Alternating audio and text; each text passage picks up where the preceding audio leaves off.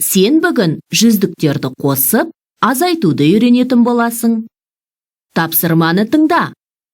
Бірінші алқаптан 3 центнер сәбіз жиналды, ал екінші алқаптан 5 центнер картоп жиналды.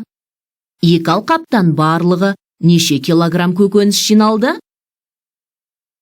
Барлығын табу үшін қосу амалын орындаймыз. Сәбізден қанша жинаған? Дұрыс, 3 центнер. Картоптан қанша жинаған?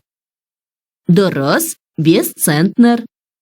Барлығы қанша көкөніс жиналған табу үшін 3 центнерге 5 центнерді қосамыз.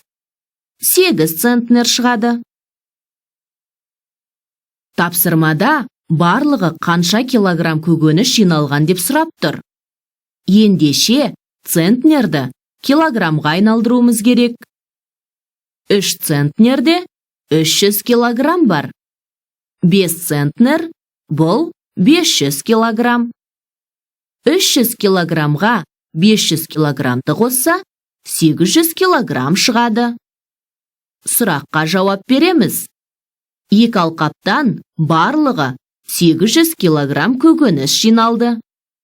300-дікке 500-дікті қосу дегеніміз 300 бірлікке 500 бірлікті қосу тең болады 800-дік немесе 800 бірлік. Тапсырманы тыңда. Қоймаға 8 центнер көкөніс әкелінді. Оның 3 центнері сәбіз, қалғандары картоп. Қоймаға неше килограмм картоп әкелінген? Бұл сұраққа жауап беру үшін азайту амалын орындаймыз. Қоймаға барлығы қанша көкөніс әкелінді? Дұрыс, 8 центнер. Сәбізден қанша екен? Дұрыс, 3 центнер. Ендеше 8 центнер азайту 3 центнер тең 5 центнер. Тапсырмада неше килограмм картоп әкелінді деп сұрап тұр. Ендеше центнерді килограммға айналдыруымыз керек.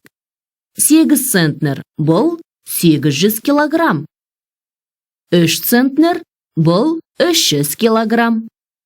Олай болса, 800 килограммнан 300 килограммды азайтсақ, 500 килограмм шығады. Демек, қоймаға 500 килограмм картоп әкелінді. 800-дік азайтылған 300-дік дегеніміз 800 бірлік азайтылған 300 бірлік. Нәтижесі 500-дік немесе 500 бірлік болады.